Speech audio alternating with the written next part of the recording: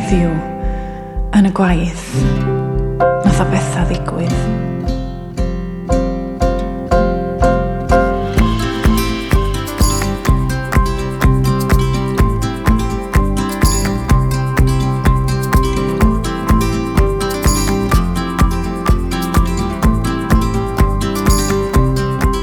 And these videos are designed to hopefully make you feel great.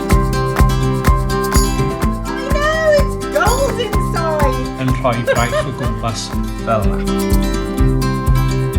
Neu Evelyn, chi sy'n dewis. It's up to you.